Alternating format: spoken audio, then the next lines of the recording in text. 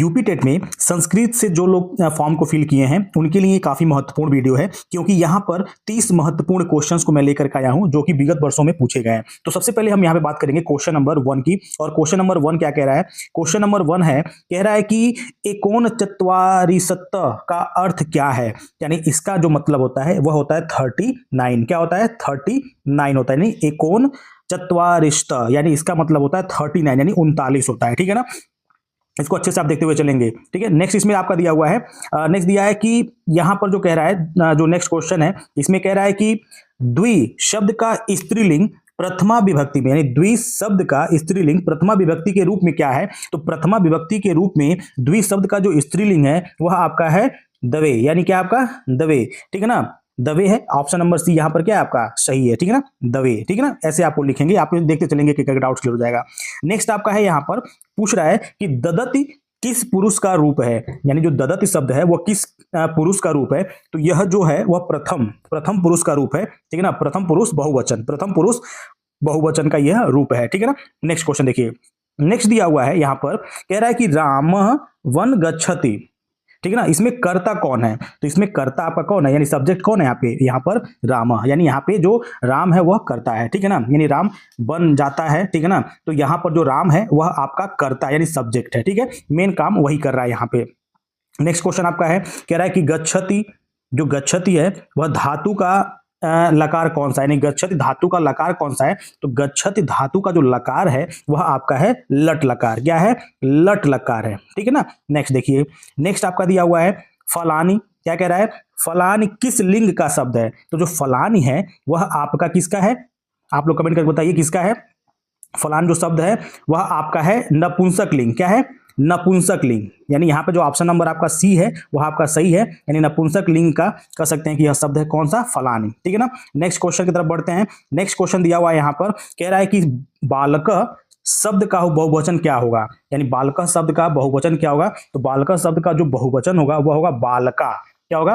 बालका होगा। ठीक है ना, नेक्स्ट आपका क्वेश्चन है, कह रहा है इसमें कि पठ धातु का अर्थ है, यानी पठ का मतलब क्या होता है? तो पठ का मतलब होता है पढ़ना। ठीक है ना, क्या होता है? पढ़ना। ठीक है ना, नेक्स्ट आपका दिया है नर। क्या दिया है? नर का द्विवचन क्या है? तो इसका जो द्विवचन होगा वो होगा आपका नरौ। क्या है? नरौ है। ठीक है, नरौ। नेक्स्ट आपका है, नेक्स्ट इसमें दिया हुआ है विद्या शब्द का लिंग है। यानी विद्या शब्द का लिंग है, तो विद्या शब्द कौन सा लिंग है? तो विद्या जो शब्द है वह आपका स्त्रीलिंग है। क्या है? स्त्रीलिंग। ठीक है ना, यह स्त्री शब्द है। नेक्स्ट इसमें हम बात करें, कह रहा है कि यहां पर गुरु शब्द, यानी गुरु शब्द का बहुवचन क्या होगा? तो गुरु शब्द का जो बहुवचन होगा वह आपका होगा गुरुवह। क्या होगा? गुरुवह होगा। ठीक है ना, नेक्स्ट आपका दिया हुआ है, नेक्स्ट क्वेश्चन है संस्कृत वर्णमाला में कुल स्वर कितने माने जाते हैं? यानी माने जाते हैं वह आपके हैं 30। यानी ऑप्शन नंबर सी यहाँ पे क्या है आपका? सही है। ठीक है ना, नेक्स्ट क्वेश्चन इसमें दिया हुआ है, यहां पर कह रहा है कि अहम सर्वनाम का बहुवचन रूप है। यानी अहम सर्वनाम का बहुवचन रूप क्या है? तो बहुवचन रूप आपका है वयम। यानी अहम का, यानी जो अहम है आपका उसका जो बहुवचन होगा वह होगा आपका वयम। क्या होगा? वयम। ठीक है ना, चलिए नेक्स्ट देखिए। नेक्स्ट आपका दिया हुआ है रामायण में कौन सी विभक्ति है? यानी रामायण में कौन सी विभक्ति है? तो विभक्ति यहाँ पे कौन सी है? यहाँ पे आपकी तृतीय विभक्ति है। ठीक है ना, तृतीय विभक्ति आपके रामायण में तृतीय विभक्ति का प्रयोग मतलब हुआ है। बाकी यहाँ पे दिया है किम शब्द का प्रकार, मतलब किम जो है वो किम शब्द जो है वो किस प्रकार का सर्वनाम है? यानी यहाँ पे सर्वनाम पूछा गया है तो किम, और लास्ट में आपको ये चीज दिखाई दे रहा होगा कि यहाँ पे लगा हुआ है क्वेश्चन मार्क। क्या लगा है? Question mark. तो जो क्वेश्चन मार्क लगा होता है वो हमेशा प्रश्न पूछने जैसे शब्दों के लिए यूज होता है। तो यहाँ पर जो किम शब्द है वह आपका प्रश्नवाचक होगा। क्या होगा? प्रश्नवाचक यहाँ पर होगा। ठीक है ना, नेक्स्ट आपका दिया हुआ है यहाँ पे सत्यमेव जयते किस उपनिषद से लिया गया है? तो जो सत्यमेव जयते है यह आपको मंडूक, यानी मंडूक उपनिषद से लिया गया है। ठीक है ना, यह वाला ऑप्शन यानी सी वाला ऑप्शन आपका यहाँ पे सही है। नेक्स्ट दिया हुआ यहाँ पे विद्यालय, विद्यालय शब्द में समास है। यानी विद्यालय शब्द में जो समास है वह आपका है तत्पुरुष समास। क्या है?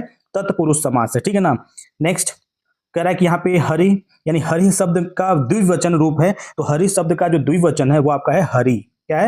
हरि। ठीक है ना, नेक्स्ट आपका है कृष्ण शब्द का स्त्रीलिंग। क्या पूछा है? कृष्ण शब्द का स्त्रीलिंग रूप है। तो कृष्ण शब्द का जो स्त्रीलिंग रूप है वह आपका है कृष्णा। क्या है आपका? है वह कृष्णा। किसका? कृष्ण शब्द का। ठीक है ना, कृष्ण शब्द का जो रूप है वह आपका है कृष्णा बहुवचन। ठीक है ना, नेक्स्ट क्वेश्चन देखिए।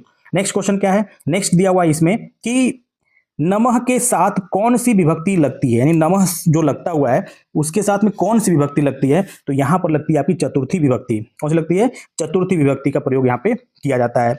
नेक्स्ट आपका दिया हुआ है इसमें कि गजह का बहुवचन है, तो गजह का जो बहुवचन है वो है आपका गजा। क्या है, गजह का बहुवचन गजा होगा। ठीक है, नेक्स्ट दिया है विद्यालय। क्या दिया है, विद्यालय में कौन सी विभक्ति है, तो विद्यालय में आपका सप्तमी विभक्ति है। कौन सी है, सप्तमी विभक्ति का प्रयोग किया गया है।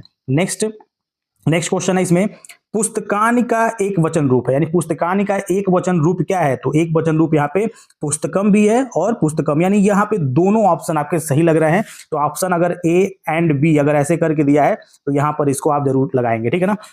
नेक्स्ट क्वेश्चन है, रामायण के रचयिता कौन है, तो रामायण के रचयिता कौन है भाई, सिंपल सा है, बहुत सभी लोगों को पता है, वाल्मीकि जी हैं। ठीक है ना, महर्षि वाल्मीकि। और नेक्स्ट आपका दिया है गीता, क्या कह रहा है कि गीता किस महाकाव्य का भाग है, यानी गीता जो है वह किस महाकाव्य का भाग है। पहला ऑप्शन दिया है रामायण, दूसरा ऑप्शन दिया है महाभारत, तीसरा दिया है रघुवंश, फिर दिया है कुमार संभव। तो यह जो है आपका वह आपका है महाभारत का, किसका है, महाभारत का है, उपनिषद। ठीक है ना। नेक्स्ट आपका दिया हुआ है यहाँ पे उपनिषद नहीं, गीता। ठीक है ना, यहाँ पर गीता की बात कर रहे थे हम, तो गीता जो है वो आपका महाभारत का है। ठीक है। नेक्स्ट आपका दिया है विद। क्या दिया है, विद धातु का अर्थ है, तो विद धातु का जो अर्थ होता है वह होता है जानना। क्या होता है, जानना होता है। और बालिका जो है यहाँ पे कह रहा है कि बालिका शब्द का बहुवचन है, तो बालिका शब्द का जो बहुवचन है वह है बालिका, यानी यहाँ पर केवल 2 बिंदु लग गया है बालिका के आगे। ठीक है ना, यानी बालिका में अगर हम क्या कर दें, लास्ट में जैसे बालिका लिखा हुआ है बस लास्ट में हम 2 बिंदु लगा देंगे तो ये हो जाएगा आपका बहुवचन हो जाएगा। ठीक है ना। नेक्स्ट आपका दिया हुआ है कह रहा है कि शुभम शब्द का लिंग है, तो शुभम शब्द जो है वह लिंग कौन सा लिंग है, तो यहाँ पे आपका नपुंसक लिंग है। ठीक है ना। नेक्स्ट आपका कह रहा है कि यथा राजा तथा प्रजा, यानी जैसा राजा वैसा प्रजा, यानी इसमें अलंकार कौन सा है, तो इसमें अलंकार जो है वो है उपमा अलंकार। क्या है, उपमा, यानी यहाँ पर राजा का जो उपमा है वो किससे दी जा रही है, प्रजा से, यानी राजा की उपमा दी जा रही है प्रजा से, इसीलिए कहा गया कि जैसा राजा वैसा प्रजा। ठीक है ना। नेक्स्ट क्वेश्चन है आपका जो कि आपका लास्ट है, काफी इंपॉर्टेंट है, संस्कृत भाषा को क्या कहा जाता है, तो संस्कृत भाषा को हम क्या कहते हैं, देव भाषा। क्या कहते हैं, देव भाषा, यानी देवों की भाषा, यानी ईश्वरों की भाषा बोली जाती है किसको, संस्कृत भाषा को। तो आई थिंक ये सभी काफी इंपॉर्टेंट आपको समझ आए होंगे। और इसी तरह से मैं नेक्स्ट वीडियो में किसी और सब्जेक्ट का मैं एमसीक्यू आपको लेके आऊंगा प्रीवियस ईयर का, तो चैनल को सब्सक्राइब कर लीजिए, फॉलो कर लीजिए। ठीक है ना, और बने रहिए चैनल पे, मिलते हैं एक नेक्स्ट वीडियो में एक नए टॉपिक के साथ। ठीक है ना, धन्यवाद।